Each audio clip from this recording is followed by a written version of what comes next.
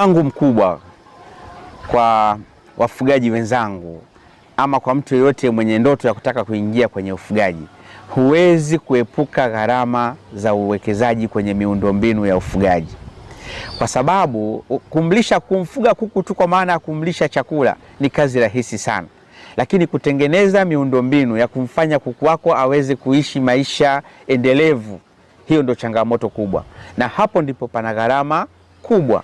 Sasa unakuta mtu anatamani kufuga, lakini akiuliza gharama za ujenzi wa banda ama akiuliza gharama za vifaa kwenye maduka kwa ajili ya ujenzi wa banda, anakata tamaa. Lakini mimi nashauri usikate tamaa, kwa sababu miundombinu ndio jambo la msingi kabisa.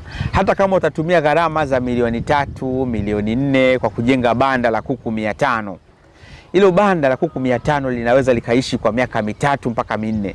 Kama uko serious na kazi yako, utaingiza bachi ya kwanza, baada ya miezi 6 utatoa bachi ya pili. Kwa miaka 5 unaweza kaingiza almost hata bachi 6, 7.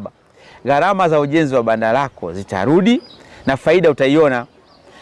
Na changamoto nyingine, unaposhindwa kutengeneza banda bora, matokeo yake ni kwamba magonjwa yatakuwa mengi kwenye shamba lako, na magonjwa yakiwa mengi, ukuaji wa kuku wako utakuwa hafifu, wengi watadumaa ama watakuwa taratibu sana. Kwa hiyo huwezi kufikia yale malengo kwa wakati.